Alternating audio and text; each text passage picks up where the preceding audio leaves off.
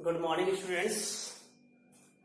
आज हम लोग का जो टॉपिक है वो है ब्लड, ह्यूमन ब्लड। इसके पहले वाले पार्ट्स में हम जो ह्यूमन ब्लड के बारे में हम लोग चर्चा कर चुके हैं। वहां तक हम लोग जो है ब्लड प्लाज्मा, जो प्लाज्मा था, प्लाज्मा ब्लड, वो जो है प्लाज्मा तक हम लोग पढ़ चुके थे। कार्पोसेल्स के जो उसके ग्राफ थे वो हम लोग बना चुके, चार्ट बना चुके थे। यहाँ पर आज हम लोग पढ़ रहे हैं कार्पोसेल्स। कार्पोसेल्स मतलब रुधिर कणिका, ब्लड कार्पोसेल्स, रुधिर कणिका। देखिए रुधिर कणिका की बात करें तो ब्लड कार्पोसेल्स 3 प्रकार का होता है। सबसे पहला हम लोग पढ़ेंगे आरबीसी। आरबीसी को कहते हैं रेड ब्लड कार्पोसेल्स, रेड ब्लड कार्पोसेल्स या आरबीसी, या इसको एक और नाम चलते हैं एरिथ्रोसाइट। तो जो रेड ब्लड कार्पोसेल्स होता है एरिथ्रोसाइट इसको कहते हैं। तो सबसे पहले इसके जो है कुछ जान लेते हैं आरबीसी कहां पाया जाता है, कितनी मात्रा में पाया जाता है। अगर ह्यूमन में बात करें तो ह्यूमन को क्यों लोग पढ़ रहे हैं, तो आरबीसी की अगर क्वांटिटी की बात किया जाए तो लगभग पूरा ब्लड होता है उस ब्लड का लगभग 40% अंश जो होता है वो आरबीसी कहलाती है। इसके उपस्थित भाग को हम लोग कहते हैं हिमैटोक्रिट। हिमैटोक्रिट हिमैटोक्रिट जो होता है, जब जाते हैं रुधिर की जांच कराते हैं तो इसी हिमैटोक्रिट यानी कि आरबीसी की जांच करता है और आरबीसी पता लगाता है हमारे शरीर में कितना है, क्योंकि रुधिर में सबसे अधिक मात्रा अगर किसी की है तो वो आरबीसी की मात्रा होती है। तो इसकी जो मात्रा होती है उसको हिमैटोक्रिट लगभग 40% रुधिर का लगभग 40% भाग बनाता है। जो ब्लड कार्पोसेल्स लगभग अगर पूरे रुधिर का तो 45% भाग बनाता है। तो ये जो इसकी, अगर इसकी हम बात करें कि इसकी उत्पत्ति कहां से होती है, ओरिजिन की बात किया जाए तो जो आरबीसी की इसकी उत्पत्ति जो है वो रेड बोन मैरो से होती है, लाल अस्थिमज्जा से इसकी उत्पत्ति होती है। रेड बोन मैरो से इसकी उत्पत्ति होती है। अगर इसके शेप एंड साइज की बात किया जाए, शेप एंड साइज की, तो ये जो है इसका शेप जो होता है बाई कॉन्वेक्स होता है, उभयावतल होता है, बाई कॉन्वेक्स होता है। और साइज लगभग जो है 0.8 माइक्रोन का ये लगभग जो है एक चपटा सा तस्तरी लाइक यानी डिस्क लाइक स्ट्रक्चर में पाया जाता है। तो ये तो होता है इसके जो शेप एंड साइज जो होते हैं आरबीसी की। अगर इसके हम मात्रा की बात करें, बॉडी में इसके जो है क्वांटिटी अलग से बात करें, वो तो उसकी बात थी कि शरीर में कितना % पाया जाता है। तो इसकी जो मात्रा होती है अगर मेल में बात करें तो लगभग जो मेल में जो है ये 54 लाख प्रति mm³ होती है। जबकि अगर हम फीमेल में बात करें तो फीमेल में थोड़ा कम होता है, 48 लाख प्रति mm³ होता है। मतलब अगर हम यहाँ पर इसकी इतनी मात्रा होती है, यही नहीं, हमारे शरीर में सबसे अधिक अगर कोशिका के कोई कोशिका है तो आरबीसी कोशिका सबसे अधिक पाई जाती है हमारे शरीर में। तो ये इतना होता है। अगर हम 1 ड्रॉप ले लें, 1 ड्रॉप ब्लड ले लें, 1 ड्रॉप ब्लड में जो है लगभग जो है 26 करोड़ आरबीसी मॉलिक्यूल्स उसमें जो है प्रेजेंट होंगे। 26 करोड़ तक जो है पाया जाता है। पूरे बॉडी में लगभग जो है, पूरी बॉडी में बात करें तो लगभग 2.5 × 10⁻13 मॉलिक्यूल्स या आरबीसी जो होता है, आरबीसी मॉलिक्यूल जो होता है ये पूरे शरीर में जो है रुधिर में पाए जाते हैं, रुधिर में तैरते हुए अवस्था में पाए जाते हैं। अगर हम ग्रेवयार्ड की बात करें, कहां पर ये नष्ट होकर के जाता है, तो इसके हम कब्रिस्तान की बात करें तो ग्रेवयार्ड ऑफ आरबीसी की अगर बात किया जाए तो आरबीसी का जो कब्रिस्तान होता है वो स्प्लीन को प्लीहा को कहा जाता है आरबीसी का कब्रिस्तान, जहां पर जाकर के ये नष्ट होता है। एक चीज और ध्यान देना, जो स्प्लीन होता है ये बड़ा इंपॉर्टेंट होता है।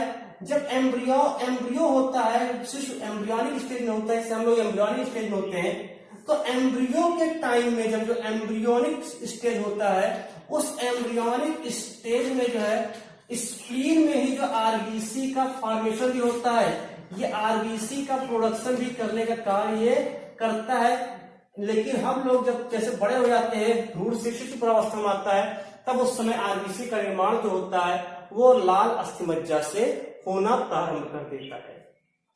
तो ये थे इसके कुछ बारे में बात। इसके अलावा अगर हम आरबीसी की बात करें तो आरबीसी में एक सबसे इंपॉर्टेंट होता है हीमोग्लोबिन, लेकिन कैसे होता है तो उसको जानेंगे।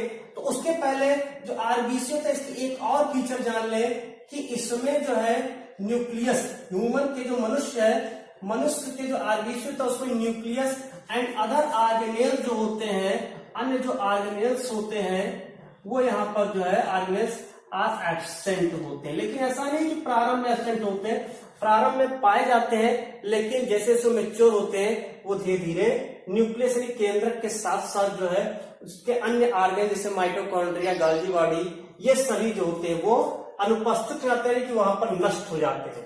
तो जैसे मान लेते हैं ये यहाँ पर जो है एक ब्लड का एक फिगर यहाँ पर बना दिया है, ये कुछ चपटा एक तरफ होता है, एक तरफ फैला होता है, ऐसे जी, ठीक है। अब इसी में क्या होता है, एक जाल बना होता है, ये प्लाज्मा मेम्ब्रेन हो गया, ये प्लाज्मा मेम्ब्रेन जो ऊपर का आवरण होता है उसे हम प्लाज्मा मेम्ब्रेन कहते हैं, उसे हम क्या कहते हैं, प्लाज्मा मेम्ब्रेन कहते हैं। इसके अंदर की ओर एक जाल बना होता है, यहां पर ऐसे ही जाल बना होता है, ये जाल बना होता है, ये फास्फोलिपिड और प्रोटीन का बना होता है, इसको कहते हैं स्ट्रोमैटिन, स्ट्रोमैटिन कहते हैं, ठीक है, इसको स्ट्रोमैटिन कहते हैं। ये फास्फोलिपिड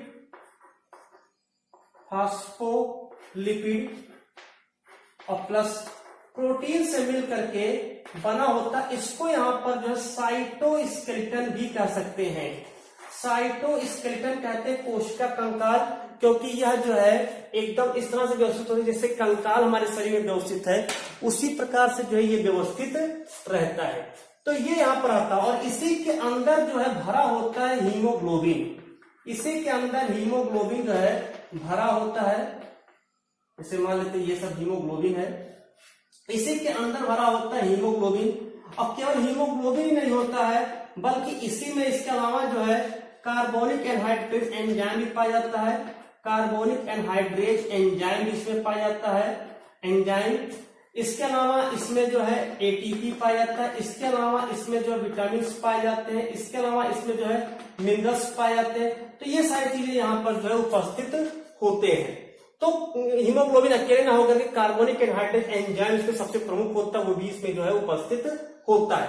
अगर जो स्ट्रोमैटिन होता है, इस स्ट्रोमैटिन के अंदर लगभग हीमोग्लोबिन के 28 करोड़ अणु जो है हीमोग्लोबिन के इसी स्ट्रोमैटिन में धसे होते हैं, धसे हुए रहते हैं, पूरी तरह से भरे रहते हैं। तो हीमोग्लोबिन की अगर बात किया जाए, जो हीमोग्लोबिन होता है, हीमोग्लोबिन, इस हीमोग्लोबिन को हम लोग जो है कह सकते हैं रिस्पायरेटरी पिगमेंट के नाम से भी जानते हैं, इसको जो है रिस्पायरेटरी पिगमेंट के नाम से जानते हैं हीमोग्लोबिन को, क्योंकि यह श्वसन में भाग लेता है। क्यों? क्योंकि यह O2 एंड CO2 कैरियर होता है, इसको हम लोग कहते हैं O2 एंड CO2 कैरियर के रूप में कार्य करता है। केवल O2 भी लिखोगे तब भी सही है, O2 और CO2 कैरियर के रूप में कार्य करता है, लेकिन मेन O2 का संवहन यहाँ पर यूज किया जाता है, ध्यान रहे। हीमोग्लोबिन जो होता है कैसे बनता है, हीमोग्लोबिन जो पोरफायरिन रिंग होता है, पोरफायरिन रिंग और प्लस जो आयरन होता है, ये मिल करके यहाँ पर हीम बनाता है, हीम बनाता है। उसके 4 मॉलिक्यूल्स ऑफ ग्लोबिन जो कि एक प्रोटीन है और प्लस 4 मॉलिक्यूल्स ऑफ जो है ऑफ हीम, ये मिल करके यहाँ पर जो है हीमोग्लोबिन का निर्माण करते हैं। इसीलिए हीमोग्लोबिन को जो है HB4 के नाम से लिखा जाता है, क्योंकि 4 अणु हीम के और 4 अणु जो है ग्लोबिन के होते हैं।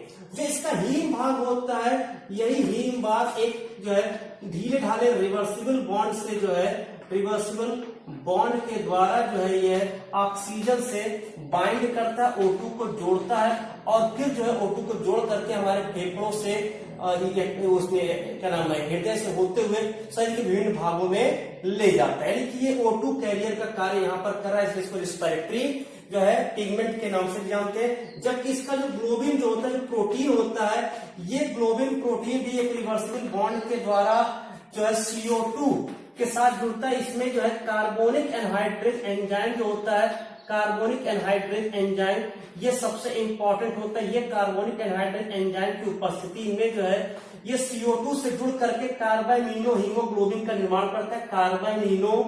कार्बानिनो हीमोग्लोबिन का निर्माण करता है। ये कार्बानिनो हीमोग्लोबिन जो होता है, इसी के थोड़ा जो CO2 होता है, वो CO2 फिर वापस हमारे फेफड़ों तक पहुंचाया जाता है, यानी वहां से रुधिर जो है CO2 को भी लेकर के जाने का कार्य करता है। हीमोग्लोबिन के अगर कलर की बात किया जाए तो हीमोग्लोबिन होता है, हीमोग्लोबिन का जो कलर की बात करें तो इसका जो कलर होता है बैगनी रंग का जो है ये होता है, ये बैगनी रंग का होता है। लेकिन जब ये जो है ऑक्सीजन से क्रिया कर लेता है, यानी कि ऑक्सी हीमोग्लोबिन बना लेता है, ऑक्सी हीमोग्लोबिन जब ऑक्सीजन से क्रिया कर लेता है तो ये जो है चटकीले जो है लाल रंग का होता है, फॉररेड कलर का हो जाता है, काफी चटकीले लाल रंग का ये जो है हो जाता है। तो ये हीमोग्लोबिन थी। अब इसमें और भी बहुत सारे टॉपिक हैं, ठीक है, उसको भी देखते हैं। जो हीमोग्लोबिन है, अब हीमोग्लोबिन कैसे नष्ट होता है इसकी बात देख लेते हैं, जिसको हम लोग हीमोलाइसिस कहते हैं। अगला जो टॉपिक है इसी में है छोटा सा हीमोलाइसिस। हीमोलाइसिस देखिए, जो हीमोलाइसिस की प्रक्रिया होती है इसको कहते कैसे हैं कि जैसे मान लेते हैं वही आरबीसी है, लाल रुधिराणु है, उसी लाल रुधिराणु को यदि जो है हाइपोटोनिक सोल्यूशन ले लिया जाए, एक जो है हाइपोटोनिक सोल्यूशन ले ले, मान ले 3 सोल्यूशन ले लेते हैं, ठीक, एक हाइपोटोनिक है, हाइपोटोनिक अल्प परासरणी, एक हाइपरटोनिक, हाइपरटोनिक उच्च परासरणी और एक आइसोटोनिक, यहां पर सोल्यूशन ले लिया। पहली कंडीशन में जब आरबीसी को डालते हैं तो क्या होगा, दूसरी कंडीशन में डालते हैं तो क्या होगा, तीसरी कंडीशन में डालते हैं तो क्या होगा, देखेंगे। जैसे अगर इसको हम हाइपोटोनिक में डालते हैं तो ये क्या करता है, ब्लड को जो जल होता है, विलियन होता है, उसको सोख लेता है, उसको क्या करता है, सोख लेता है, जिसके कारण जो हीमोग्लोबिन होता है यानी आरबीसी क्या करता है, वाटर को एब्जॉर्ब कर लेता है। पहले कंडीशन में वाटर एब्जॉर्ब करेगा, ठीक है। तो यहां पर जो पूरी प्रक्रिया होगी वो ऑस्मोसिस की प्रक्रिया होगी, यानी ऑस्मोसिस हो रहा है, एंड ऑस्मोसिस होगा, मींस इसको हम कहेंगे एंड ऑस्मोसिस की प्रक्रिया कहते हैं। तो जब ये एंड ऑस्मोसिस की प्रक्रिया होगी तो आरबीसी जो है जैसे जैसे जल को ग्रहण करेगा वैसे वैसे एंड ऑस्मोसिस के थ्रू क्या होगा, जो हीमोग्लोबिन होता है वो फट करके बाहर निकल आता है। हीमोग्लोबिन फट करके जो आरबीसी को फाड़ करके नष्ट करके हीमोग्लोबिन बाहर आ जाता है, जिसे हम हीमोलाइसिस कहते हैं। ध्यान है कि पहले जब इसको हाइपोटोनिक सोल्यूशन रखते हैं तो एंड ऑस्मोसिस होता है, जिसके कारण जो हीमोग्लोबिन होता है वो फिर आरबीसी फट जाता है क्योंकि उसमें जल की अधिक मात्रा हो जाती है और हीमोग्लोबिन बाहर निकल जाता है। दूसरी वाली प्रक्रिया में क्या होता है, जो आरबीसी होता है, ये आरबीसी क्या करता है, वाटर को अपने जो रिमूव करता है, अपना जिसका जो जल होता है इस जल को यहां से रिमूव करता है, मींस यहां पर ऑस्मोसिस की प्रक्रिया होती है, मतलब यहां से अंदर से जल बाहर को निकलता है, जिसके कारण वो सिकुड़ जाता है। काफी जो आरबीसी होता है वो काफी कॉन्स्ट्रिक्ट अवस्था में आ जाता है, काफी जो है कॉन्स्ट्रिक्ट हो जाता है और यहां पर क्या हो जाता है, फ्लैसिड स्टेज पे आ जाता है, ठीक है, फ्लैसिड।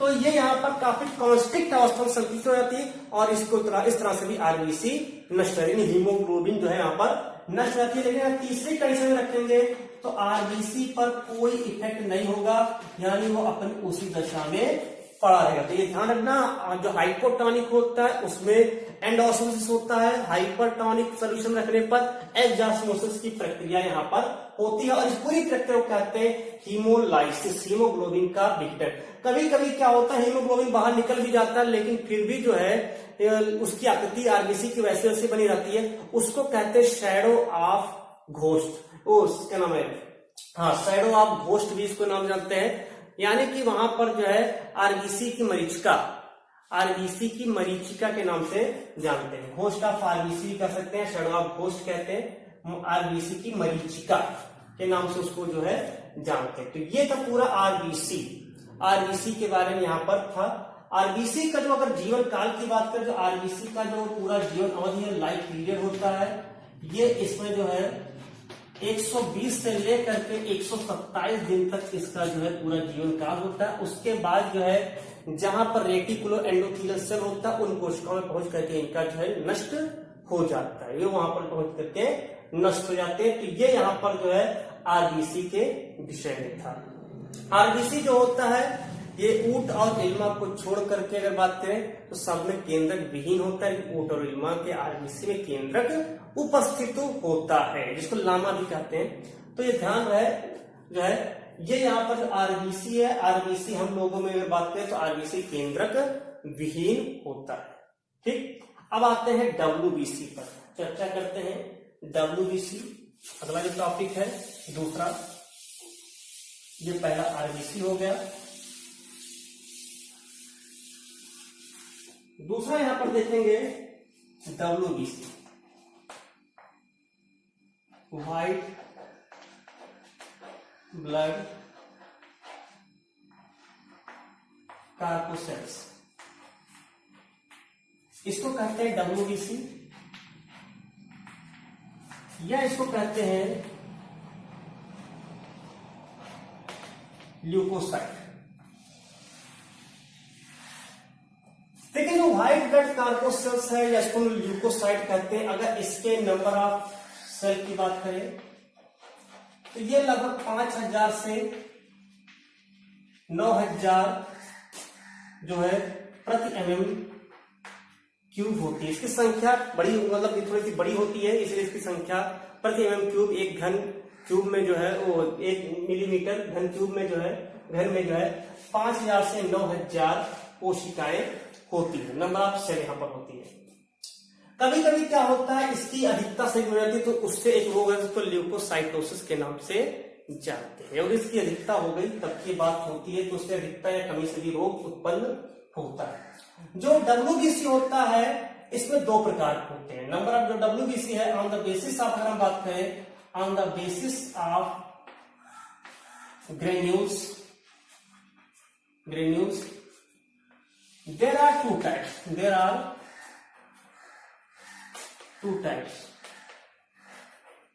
दो प्रकार के होते हैं। पहला इसमें होता है ग्रेनुलोसाइट कणिकामय। जो ग्रेनुलोसाइट होता है 3 प्रकार का होता है। पहला होता है एसिडोफिल्स। इस एसिडोफिल्स को हम लोग जो है इयोसिनोफिल्स के नाम से भी जानते हैं, इयोसिनोफिल्स के नाम से भी जो इसको जानते हैं। इसके बारे में समझेंगे। ये जो एसिडोफिल्स होते हैं, यानी ये जो है ये दो से, ये इसका जो बात करें, इसका जो न्यूक्लियस होता है, केंद्रक जो होता है, ये ध्यान रहे, ये केंद्रक युक्त होता है डब्ल्यूबीसी। जो न्यूक्लियस होता है ये 2 पिंडों में बटा होता है, 2 लोब्स में जो है बटा होता है, से मान लेते हैं ऐसे, ये 2 पिंडों बटा है। इसके बीच में एक जो है कनेक्टिव लिंक के द्वारा जो है आपस में जुड़ा रहता है। एक छोटे से संयोजी भी लिख सकते हो, यहां पर जो है संयोजी जो है एक धागे में संरचना होती है, संयोजी तंतु होता है, उससे जो है इसका जो केंद्र जो दो पाली में बटा है, दोनों पाली जो है आपस में जुड़े होते हैं। यह जो है केवल एसिडिक, यानी जो इयोसिन होता है, इयोसिन एक अभिरंजक होता है। इयोसिन क्या है? एक अभिरंजक होता है, स्टेनर होता है। तो इस स्टेनर से इसको अभिरंजित करने पर यह जो हल्का लाल रंग जो है ग्रहण करता है।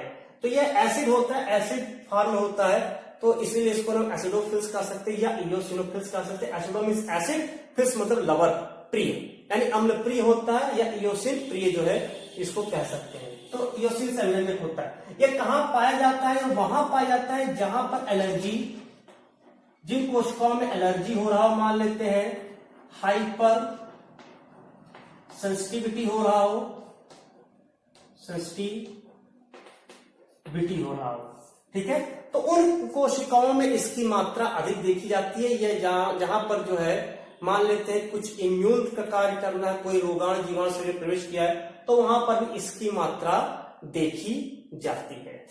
जो दूसरा होता है वो होता है बैसोफिल्स। इसका जो न्यूक्लियस होता है ये 2 से 3 पिंडों में बटा होता है, लोब से बटा होता है, और इतना घूम जाता है कि एस शेप का हो जाता है।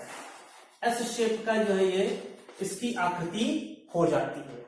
ये पाया कहा जाता है जहां से हिस्टामिन,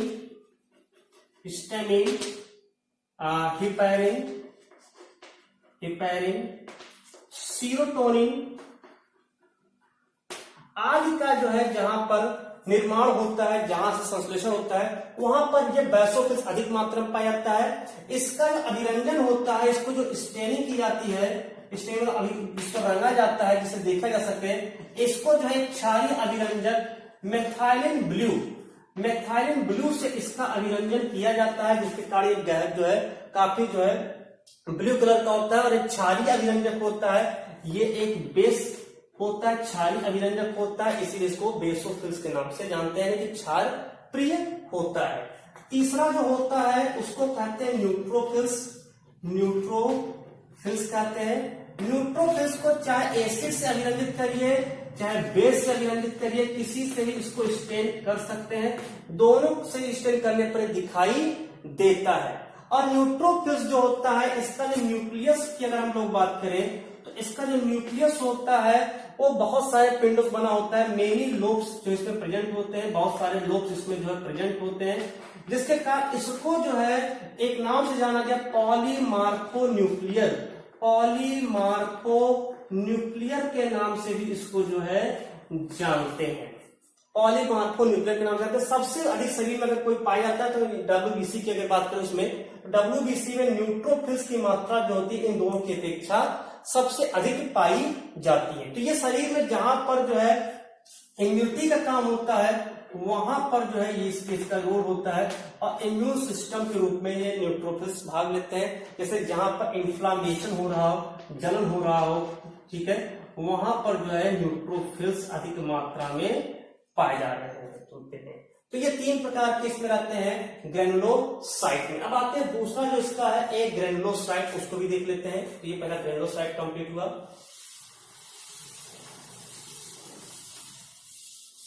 दूसरा इसमें आता है एक ग्रेनुलोसाइट।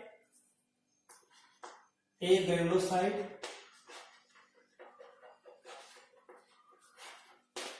ग्रेनुलोसाइट क्या होता है, इसमें जो है जो केंद्रक होता है पिंडों में बटा नहीं होता है, यानी इसमें जो है ग्रेन्यूल्स प्रेजेंट नहीं होते हैं, इसलिए इसको तो अकणिकामय कहा जाता है। इसमें केंद्रक भी जो होता है वो पिंडों में बटा हुआ नहीं होता है।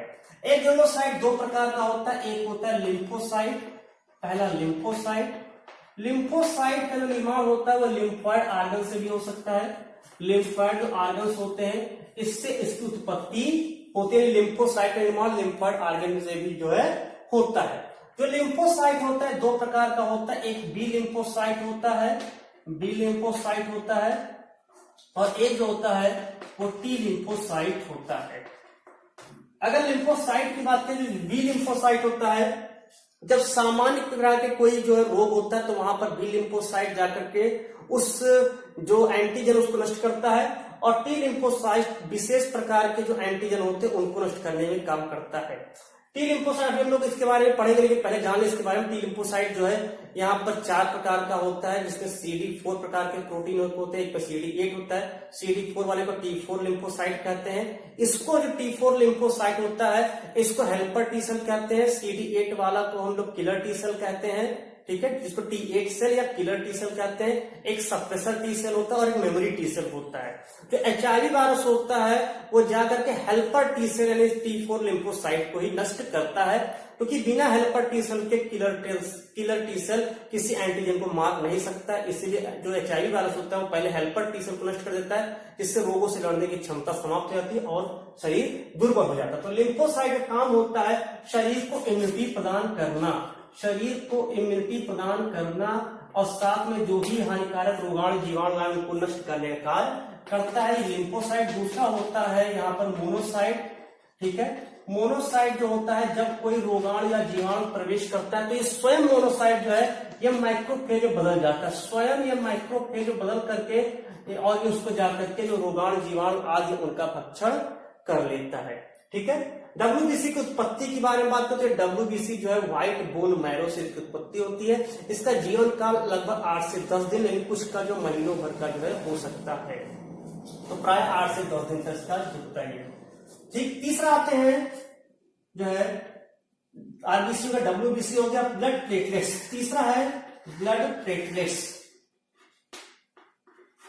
ब्लड प्लेटलेट्स को हम लोग जो है थ्रोम्बोसाइट के नाम से भी जानते हैं, थ्रोम्बोसाइट के नाम से जानते हैं। और इसमें जो है सबसे मुख्य इसका कार्य होता है ब्लड क्लॉटिंग करना। ये जो है ब्लड क्लॉटिंग करने का कार्य करता है। ये भी प्रायः जो केंद्रक विहीन होता है, केंद्रक नहीं पाता है, और जब कहीं चोट लग जाता है, कट जाता है, तो वहां पर रुधिर के जो स्राव होता है, रुधिर के स्राव को रोकने के लिए इसके पास जो पाया जाता है जो थ्रोम्बोसाइट है, इसको हम लोग ब्लड प्लेटलेट्स कहते हैं। इसमें जो है उपस्थित फाइब्रिनोजेन जो होता है, फाइब्रिनोजेन होता है, और साथ में जो प्रोथ्रोम्बिन होता है, ये यहाँ पर जो है पहुंच करके जो हिपैरिन होता है उस हिपैरिन को इनएक्टिवेट करता है। हिपैरिन जो होता है इनएक्टिवेट करता है, हिपैरिन को एंटीकोगुलेंट भी कहते हैं। इस हिपैरिन को इनएक्टिवेट करता है, जिसके कारण जो है फिर जो है ब्लड जो होता है वो ब्लड यहाँ पर क्लॉट कर जाता है, रुधिर का थक्का जब फाइब्रिन बन जाता है, फिर धीरे धीरे फाइब्रिन जो है अपने पॉलीमर अवस्था में जाता है और वहां पर रुधिर का थक्का जम जाता है। ब्लड प्लेटलेट्स की उत्पत्ति की अगर बात करें तो उत्पत्ति कैसे होती है, ओरिजिन की बात किया जाए, जैसे आरबीसी का पढ़े रेड बोन मैरो, डब्ल्यूबीसी का पढ़े व्हाइट बोन मैरो, तो इसकी उत्पत्ति कहां से होती है इसकी बात की जाए तो इसकी उत्पत्ति जो होती है वो बोन मैरो जो होता है, उसी बोन मैरो में जो है, जो बोन मैरो है उसी बोन मैरो के मेगा कैरियोसाइट से होता है इसकी उत्पत्ति। यानी उसकी जो कोशिकाएं, उस कोशिकाओं के विघटन से जो है, बोन मैरो की कोशिकाओं के विघटन से इसकी उत्पत्ति होती है, जिसको मेगा कैरियोसाइट के नाम से जानते हैं। तो ये इसकी जो है प्लेटलेट्स होता है। प्लेटलेट्स का औसत जीवन काल 2 से 4 दिन का होता है। तो इस प्रकार जो है जो ब्लड कार्पोसेल्स था उसमें 3 प्रकार, आरबीसी, डब्ल्यूबीसी और जो है प्लेटलेट्स। डब्ल्यूबीसी में 2 प्रकार, ग्रेनुलोसाइट, एग्रेनुलोसाइट। ग्रेनुलोसाइट में 3, एसिडोफिल्स, बेसोफिल्स, न्यूट्रोफिल्स। और एग्रेनुलोसाइट में जो होता है वो लिम्फोसाइट और मोनोसाइट होता है। लिम्फोसाइट 2 प्रकार के होते हैं, T lymphocyte and B lymphocyte. तो इस तरह से पूरा जो ब्लड का पार्ट था वो आज यहाँ पर समाप्त होता है। धन्यवाद।